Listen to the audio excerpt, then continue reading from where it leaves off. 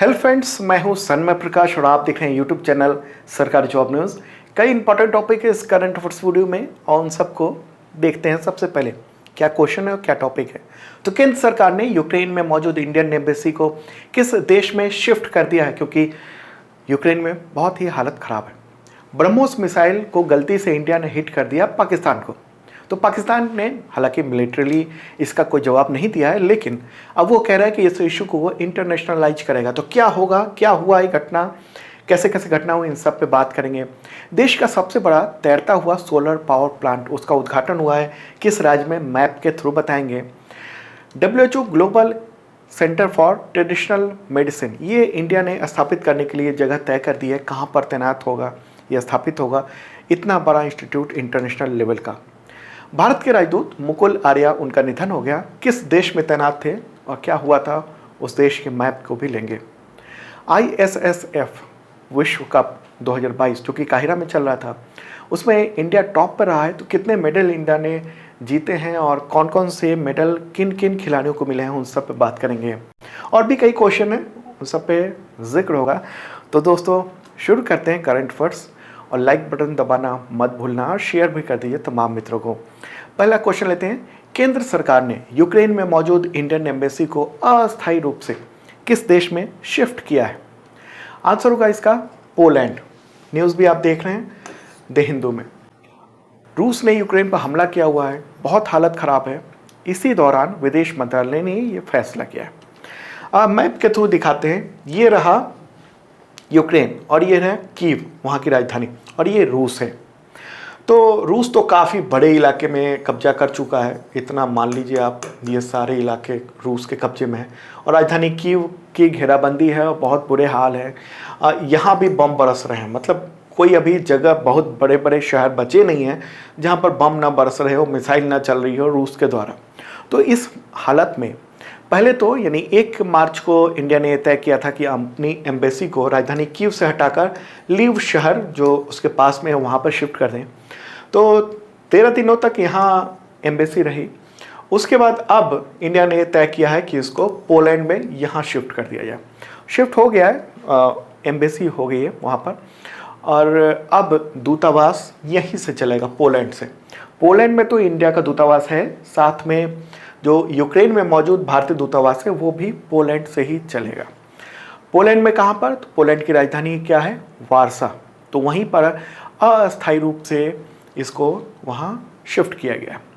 और prime minister Narendra Modi ने कल ही इस पूरे मामले पर और जंग के जो हालात हैं उसको देखते हुए हाई लेवल मीटिंग भी की है, क्योंकि ये जो युद्ध है ना, वो रूप बहुत बड़ा लेता जा रहा है और टकराव अमेरिका से वो बढ़ता जा रहा है। अमेरिका ने क्या किया है, अमेरिका ने इन सब जो ये सब देश हैं, इधर के यूरोपीय देश हैं, इन सब जगहों पर नेटो की सेनाएं तैनात करनी शुरू कर दी है, मिसाइल तैनात करने शुरू कर दिए। अमेरिका ने कहा कि अगर एक भी गोला बारूद इस तरफ गिरा यूक्रेन के बाहर, यानी जो नेटो की जो फोर्सेस हैं, जो मेंबर कंट्री हैं वहाँ पर, तो वो भी जवाबी कार्रवाई करेगा। हालांकि यूरोप अभी बच रहा है। यूरोप कह रहा है, जो फ्रांस, बेल्जियम, जर्मनी, ये सब मामले को ठंडा करने की कोशिश कर रहे हैं, लेकिन कर नहीं पा रहे हैं वो ठंडा। ओके, तो इस मामले में अभी रूस बहुत ही आक्रामक है और जितने लंबे समय तक ये युद्ध बढ़ रहा है, लंबे खींच रहा है, उतना ही टेंशन रूस को है। और अब रूस ने क्या कहा है, रूस ने कहा है कि जो मिडिल ईस्ट के कंट्रीज हैं जैसे सीरिया है, तो वहाँ पर जो लड़ाके लड़ रहे हैं युद्ध, जो कि रूस के नहीं हैं, वो वहीं के लोग हैं, तो उन सबको भी अब वहाँ से लाकर और यहाँ पर शिफ्ट किया जाएगा और वो लड़ाके लड़ेंगे। मतलब कि अब यूक्रेन में हालात बहुत ख़राब होने वाले हैं। इन्हीं सबको देखते हुए इंडिया ने शिफ्ट कर दिया है, अपनी एम्बेसी को शिफ्ट कर दिया और ऑपरेशन गंगा चलाया गया इंडियंस को वहाँ से निकालने के लिए। अब तक 17,000 से ज़्यादा लोगों को यूक्रेन से बाहर निकाला गया। अभी भी कुछ भारतीय वहाँ पर मौजूद हैं और ऐसे में जैसे द हिंदू का कहना है कि उसने जब विदेश मंत्रालय के प्रवक्ता से पूछा तो उसने कहा कि प्रवक्ता ने कि अब वहाँ जो मौजूद लोग हैं भारतीय, अगर वो आना चाहते हैं तो उनको वॉलंटियर एजेंसीज और जो कॉन्ट्रैक्टर्स हैं उन सब पर निर्भर रहना पड़ेगा। तो ये एक इम्पॉर्टेंट बात है, समझना जरूरी था। हो सकता है सवाल पूछा जाए कि किस देश में शिफ्ट कर दिया गया यूक्रेन की एम्बेसी को। अगला क्वेश्चन लेते हैं, ये भी बहुत ही इंपॉर्टेंट है। इंडियन आर्मी की मिसाइल पाकिस्तान के इलाके में 124 किलोमीटर अंदर गिर गई, तो उसकी वजह भारत ने क्या बताई है, क्या वजह बताई गई है? Answer accidental firing. ठीक है, न्यूज़ भी आप देख रहे हैं, इंडिया ने कहा कि टेक्निकल माल फंक्शन हुआ और उसकी वजह से मिसाइल लॉन्च हो गया और वो कहाँ चला गया, तो पाकिस्तान में चला गया। मैप के थ्रू अब इस चीज़ को देख लेते हैं। यह रहा प्यारा भारत और यहाँ है पड़ोसी देश पाकिस्तान। ओके, तो ये जो इलाका आप देख रहे हो ये है हरियाणा, और हरियाणा में जगह है सिरसा। तो यहीं से मिसाइल लॉन्च हुई है, और ये कब लॉन्च हुई? 9 मार्च को। ये शाम की बात है, 9 मार्च की शाम की बात है। तो यहाँ से ये मिसाइल चला इधर, और अचानक से उसने अपना रुख मोड़ लिया और ये पाकिस्तान के मियाँ चाचू इलाके में वो अटैक कर गया, वहाँ पर गिर गया वो मिसाइल। और टाइमिंग और मैप के लिहाज से देखें तो इसने यहाँ से ऐसे ये जो रफ्तार ली और यहाँ तक पहुँचने में इसको 7 मिनट लगे और टोटल 261 किलोमीटर की दूरी तय की। और पाकिस्तान में यानी बॉर्डर से लेकर यहाँ से यहाँ तक की जो दूरी है ये 124 किलोमीटर है, और मात्र 3 मिनट कुछ सेकंड में ही इसने यहाँ से यहाँ पर पहुँच गया ये मिसाइल। रफ्तार कितनी थी रफ्तार? तो 2 से 3 मैक, यानी ध्वनि की रफ्तार से 2 से 3 गुना। ओके, और ये मिसाइल का मलबा है जहाँ पर गिरा, मियाँ चाचू इलाका है पाकिस्तान में। और वो जो इलाका जहाँ पर ये मिसाइल गिरा वहाँ पर कुछ कंस्ट्रक्शन चल रहा था, उस वक्त लोग नहीं थे, इसलिए वहाँ तबाही तो हुई है लेकिन किसी को नुकसान नहीं हुआ, किसी के जान का नुकसान नहीं हुआ, किसी को चोट नहीं लगी। और इसमें कोई वॉरहेड नहीं था, यानी इसमें कोई हथियार या गोला बारूद नहीं था, केवल और केवल मिसाइल था। ओके, तो मिसाइल के ये सब आप पार्ट्स देख रहे हैं। ठीक है, और अगर मिसाइल में कुछ और आपको बताऊं कि जैसा कहना है, आरोप है कि ये ब्रह्मोस मिसाइल था, ये ब्रह्मोस मिसाइल, जैसा पाकिस्तान के पत्रकारों का ये कहना है कि ये ब्रह्मोस मिसाइल। हालांकि इंडिया ने अपने बयान में नहीं कहा है कि ये ब्रह्मोस मिसाइल है, यहाँ बात क्लियर होनी चाहिए। ठीक है, तो अगर इस मिसाइल में कुछ वॉरहेड होता तो बहुत ज़्यादा तबाही होती। ठीक है, लेकिन आपको बताऊं कि नियम ये है कि अगर युद्ध नहीं चल रहा है तो मिसाइल जहां है उसमें कोई वॉरहेड लगाया नहीं जाता। वॉरहेड का मतलब क्या हो? गोला बारूद। ये आपको पता है कि ये ब्रह्मोस न्यूक्लियर मिसाइल है और इसमें न्यूक्लियर कैपेबिलिटी है, न्यूक्लियर चीज़ों को वहाँ स्थापित किया जा सकता है ताकि वो अगर जाके हिट कर रहा है तो बर्बाद कर दे। लेकिन इसमें था नहीं, और जब भी युद्ध अगर नहीं चल रहा है, युद्ध काल नहीं है, तो इसमें वॉरहेड लगा कर नहीं रखा जाता है, किसी भी मिसाइल में वॉरहेड लगा कर नहीं रखा जाता है, ऐसा कहना है विशेषज्ञों का। हाँ, कुछ स्ट्रेटजिक चीज़ें होंगी जहाँ पर लगा के रखा जाता होगा ताकि अगर कभी ऐसी स्थिति आ जाए जब हमला हो जाए तो उसका जवाब दिया जा सके। ठीक है, तो ब्रह्मोस मिसाइल के मामले में इंडिया ने गलती से तो इसको हिट कर दिया पाकिस्तान को। पाकिस्तान ने हालांकि मिलिटरली इसका जवाब नहीं दिया, लेकिन वो कह रहा है कि इस इशू को वो इंटरनेशनलाइज करेगा। मतलब पाकिस्तान ये कह रहा है कि यूनाइटेड नेशंस सिक्योरिटी काउंसिल के जो 5 परमानेंट मेंबर हैं और बाकी जो नॉन परमानेंट मेंबर हैं 10 इंडिया सहित, तो उन सबको चिट्ठी भेजेंगे और बताएंगे कि किस तरीके से इंडिया ने वॉर स्टार्ट करने की कोशिश की है, ऐसा पाकिस्तान का कहना है।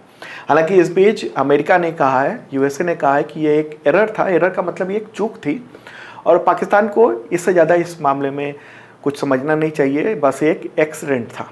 ठीक है, अब सवाल उठता है कि क्या ब्रह्मोस को पाकिस्तान का एयर डिफेंस सिस्टम रोक नहीं पाया, उसकी रक्षा प्रणाली उसको रोक नहीं पाई? तो देखिए, पाकिस्तान में जो ये दूरी है ना, करीब 125 किलोमीटर, ये मात्र 3 मिनट में दूरी तय हुई है। और पाकिस्तान तो बहुत देर तक ये समझता रहा कि कोई प्राइवेट प्लेन इंडिया से आकर वहाँ गिर गया।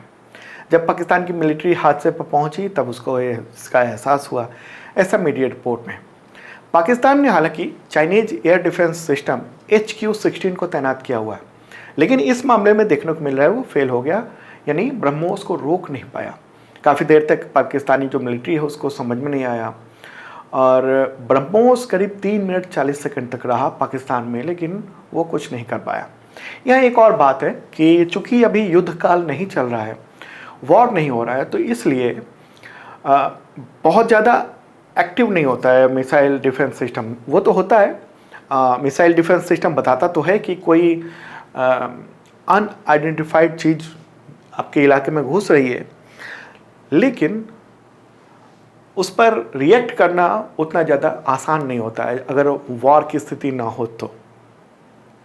पाकिस्तान ने और क्या कहा है?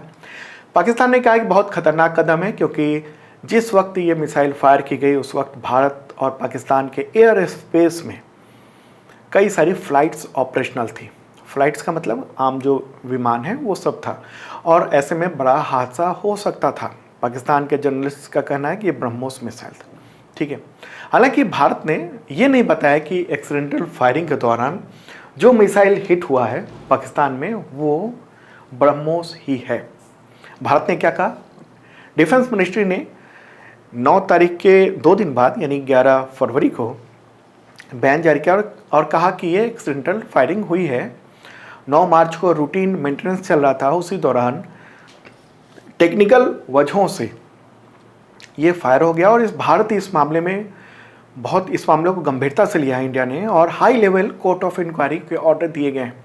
और इंडिया ने दुख भी जताया है और कहा है कि अच्छी बात यह है कि एक्सीडेंटल फायरिंग के दौरान किसी तरह की जन हानि नहीं हुई है। तो यहाँ पर सवाल उठता है कि क्या मिसाइल टेस्टिंग को लेकर या इस तरह की घटना हो जाए तो उसको लेकर कोई संधि या प्रोटोकॉल दुनिया में है? देखिए, पूरी दुनिया में तो नहीं है, लेकिन बाइलेटरल ट्रीटी होती है, जैसे 2 देश आपस में कर लें। तो इंडिया और पाकिस्तान के बीच में लाहौर डिक्लेरेशन है 1999, उसके तहत मिसाइल टेस्टिंग की जानकारी एक दूसरे को देने का प्रावधान है। 2005 में भी एक एग्रीमेंट हुआ था, लेकिन इससे ज़्यादा नहीं है। तो इस संधि के तहत, एग्रीमेंट के तहत इंडिया को ये बताना होता है कि जब भी हम कोई मिसाइल को टेस्ट कर रहे हैं तो उसके बारे में इन्फॉर्म कर दें। मतलब 5 दिन का गैप रखा जाता है, 5 दिन पहले बता दिया जाता है पाकिस्तान को, बांग्लादेश को, श्रीलंका को, इन सब देशों को कि भाई हम मिसाइल को टेस्ट करने जा रहे हैं। चूँकि ये तो एक्सीडेंटल हुआ इसलिए तो पता नहीं था और युद्ध चल नहीं रहा है। अब एक बार ब्रह्मोस मिसाइल पर एक नज़र डाल लेते हैं। ब्रह्मोस मिसाइल ये एक सुपरसोनिक मिसाइल है। ओके, ये देखिए मिसाइल सुपरसोनिक क्रूज मिसाइल है और इसको पनडुब्बी, शिप, एयरक्राफ्ट, ज़मीन कहीं से भी छोड़ा जा सकता है, मतलब तीनों जगह से। ओके, इसलिए इसको ट्राइड कहा जाता है। और इस मिसाइल को भारतीय सेना के तीनों अंगों यानी आर्मी, नेवी, एयरफोर्स को सौंपा जा चुका है, तीनों सेनाओं के पास है। ब्रह्मोस मिसाइल का नाम जो है ना वो ब्रह्मपुत्र, भारत की ब्रह्मपुत्र नदी और रूस की मॉस्का नदियों के नाम पर मिल के ये बनाया गया। ओके, नाम रखा गया। और आप देख रहे हैं इसकी जो स्पीड है वो 2500 किलोमीटर पर आवर है, रेंज 290 किलोमीटर है, लंबाई है 26 से 30 फीट। ओके, और वॉर हेड कितना ले कैरी कर सकता है तो 200 से 300 किलोग्राम। ओके, और ये 10 से 14,000 मीटर के लक्ष्यों को भेद सकता है। ओके, तो बहुत ही इम्पॉर्टेंट ये मिसाइल है इंडिया की, और इसकी खासियत है कि पनडुब्बी, शिप, एयरक्राफ्ट या ज़मीन हर जगह से दागा जा सकता है।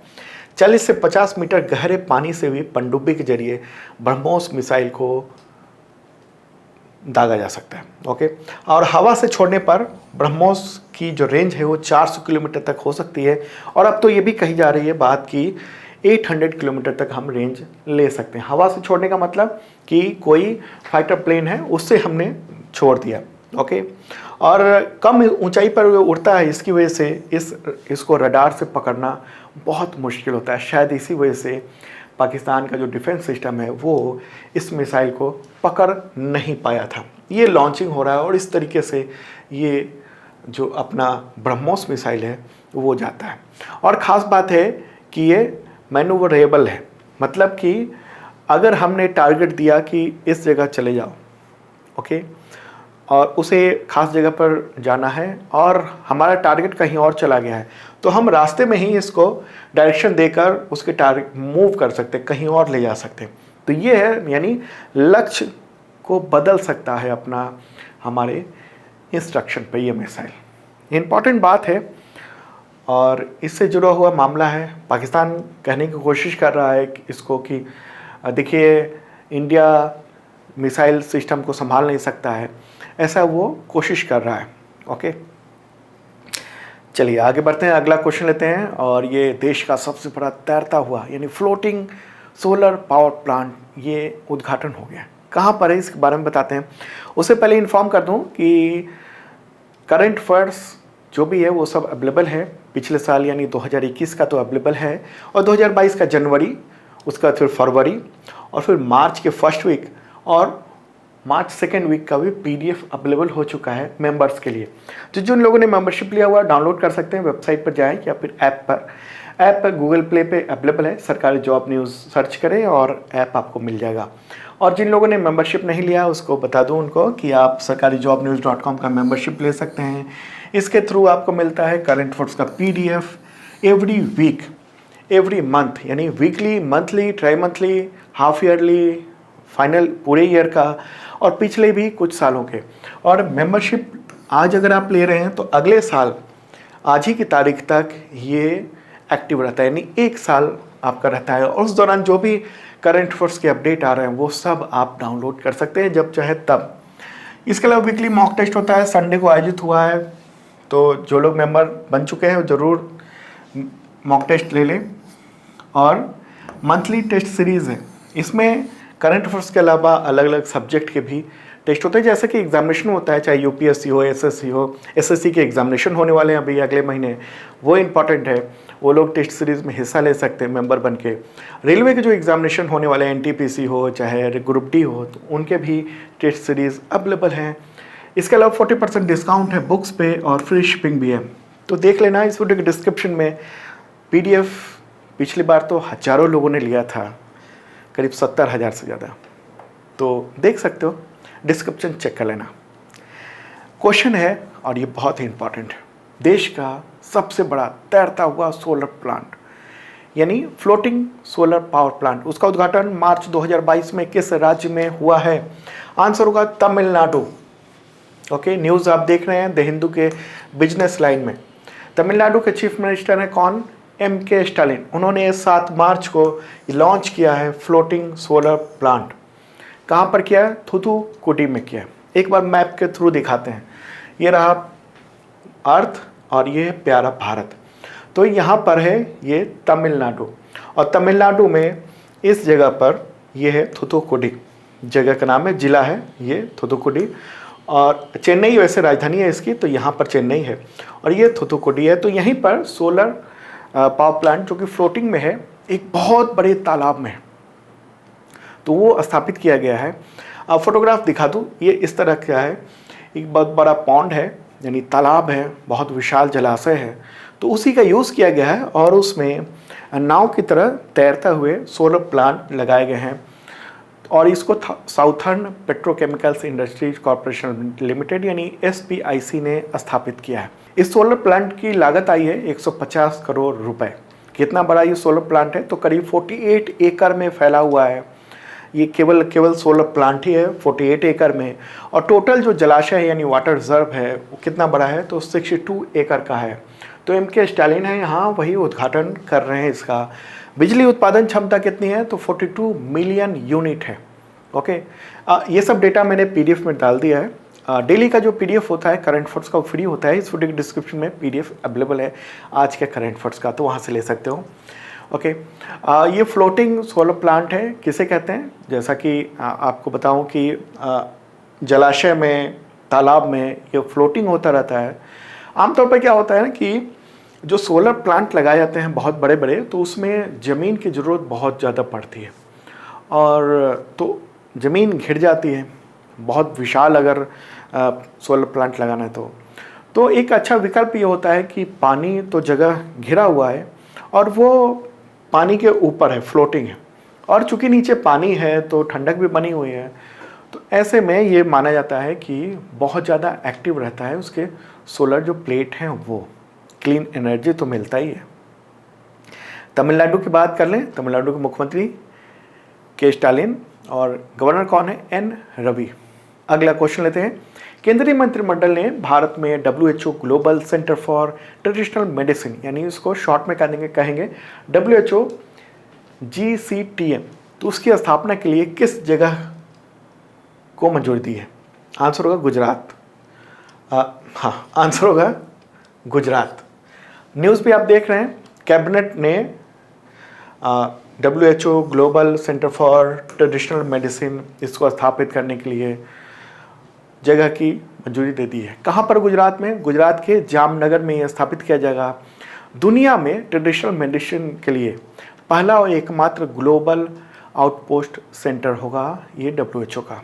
Okay, prime minister Narendra Modi की अध्यक्षता में केंद्रीय कैबिनेट ने 9 मार्च को ये फैसला किया है। ओके, ट्रेडिशनल मेडिसिन क्या होता है? ट्रेडिशनल मेडिसिन मतलब कि जो परंपरागत जो मेडिसिन है, जैसे आयुर्वेद है, ख़ास तौर पे प्राकृतिक चिकित्सा है, तो इन सब चीज़ों को लेकर एक रिसर्च स्टेशन है, एक रिसर्च सेंटर है जिसको तैयार किया गया है।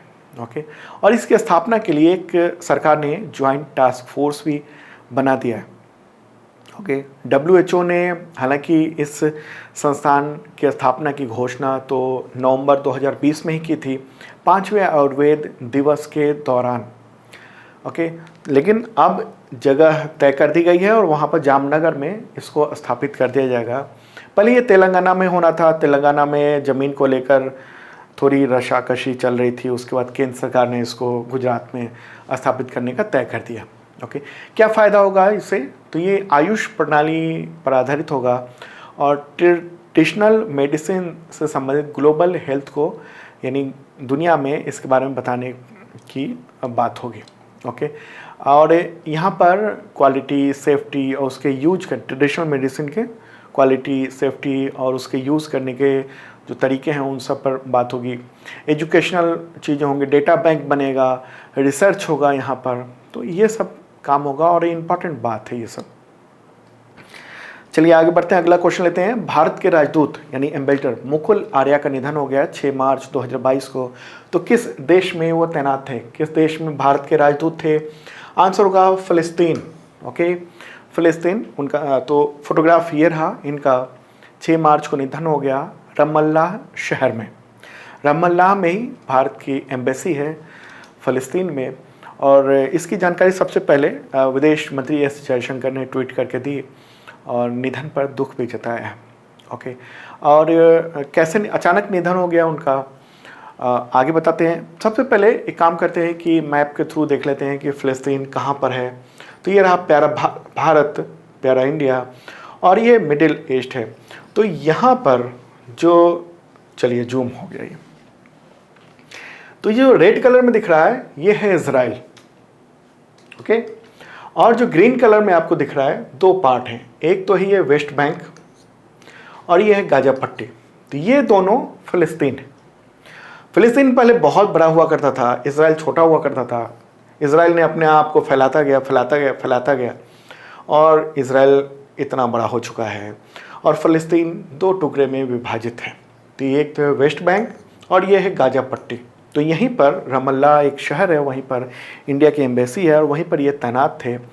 मुकुल आर्या, उनका निधन हो गया। मुकुल आर्या ने DU यानी दिल्ली यूनिवर्सिटी और JNU से इकोनॉमिक्स की स्टडी की हुई थी। 2008 में वो भारतीय विदेश सेवा यानी IFS की नौकरी उन्होंने ज्वाइन की। 2008 बैच के थे। काबुल, मास्को, वहाँ के इंडियन एम्बेसी में तैनात थे। पेरिस में यूनेस्को के लिए जो भारतीय अस्थायी प्रतिनिधिमंडल है वहाँ भी काम कर चुके थे। तो इनका निधन हो गया अचानक और उनके परिवार वालों ने यह डिमांड की कि उनका पोस्टमार्टम फिर से कराया जाए। उन्हें शक है कि क्या हुआ था, क्योंकि 3 दिन पहले बातचीत हुई थी परिवार से और उसके बाद 3 दिन तक कोई कांटेक्ट नहीं था और अचानक डेथ की ये खबर आई। हाई कोर्ट ने कहा कि ठीक है, इसका पोस्टमार्टम वीडियोग्राफ के साथ करवाया जाए फिर से और देखा जाए क्या मामला, कुछ निकले मामला। और इंडियन गवर्नमेंट ने भी कह दिया कि हाँ कोई दिक्कत नहीं है, ठीक है। चलिए आगे बढ़ते हैं। अगला क्वेश्चन, भारत ने पश्चिम बंगाल में सोशल प्रोटेक्शन सर्विसेज की सहायता के लिए वर्ल्ड बैंक से कितने रकम लोन यानी IBRD लोन समझौता किया है? आंसर होगा $125 मिलियन। न्यूज़ है और ये वर्ल्ड बैंक का ये रिपोर्ट है, प्रेस रिलीज भी है। ओके, तो इंडियन गवर्नमेंट ने पश्चिम बंगाल सरकार और विश्व बैंक के बीच में ये लोन समझौता किया है। 10 मार्च को साइन हुआ है और इससे यही होगा कि पश्चिम बंगाल में गरीब और कमज़ोर जो समूह हैं उनको सोशल प्रोटेक्शन सर्विसेज मुहैया कराने में मदद दी जाएगी। सोशल प्रोटेक्शन सर्विसेज का मतलब क्या हुआ? जैसे स्वास्थ्य हो गया, खाना हो गया अगर ज़रूरत है, शिक्षा हो गया। ओके, इसके अलावा और भी जो सामाजिक काम है, गरीबों की सहायता है, तो ये सब सोशल प्रोटेक्शन के दायरे में आता है। ओके, पश्चिम बंगाल की बात हो रही है, वहाँ के मुख्यमंत्री कौन है? ममता बनर्जी।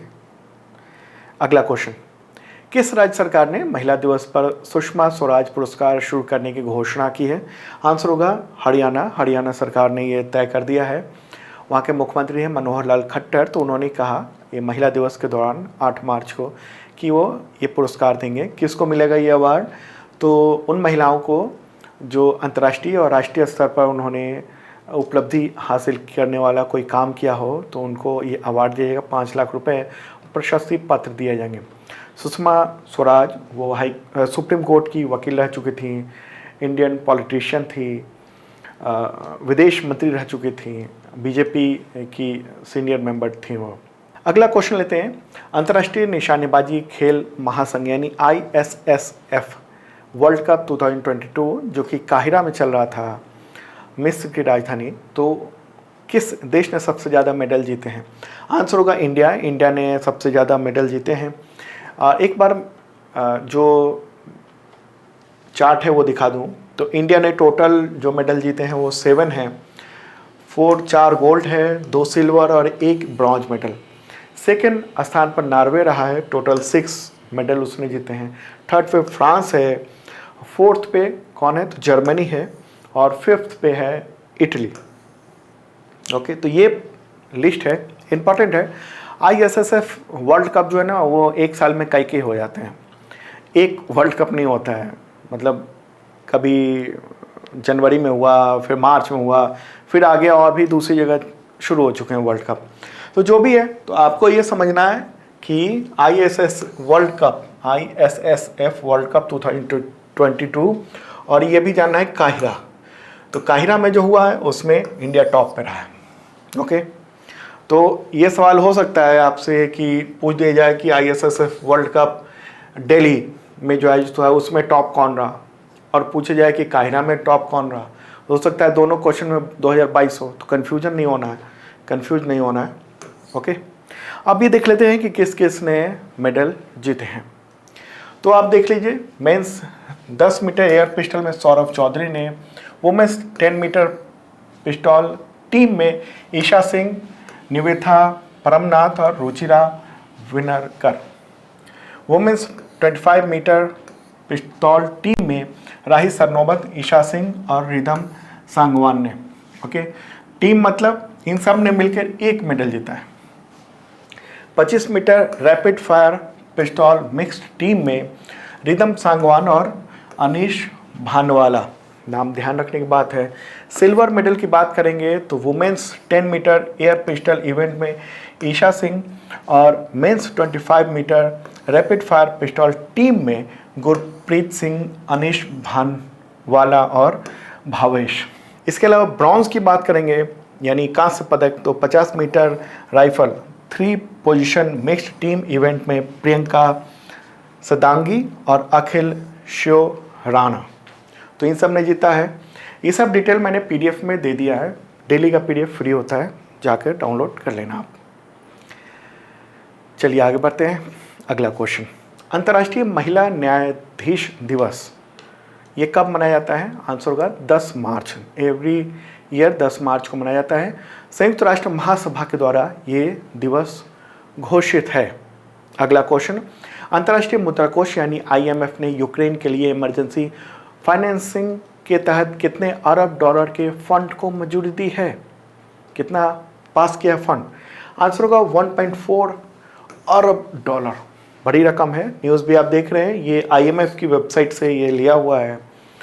इससे पहले भी यानी 7 मार्च को, हालांकि IMF ने नहीं, वर्ल्ड बैंक ने 723 मिलियन डॉलर का लोन और अनुदान पैकेज देने की घोषणा की थी।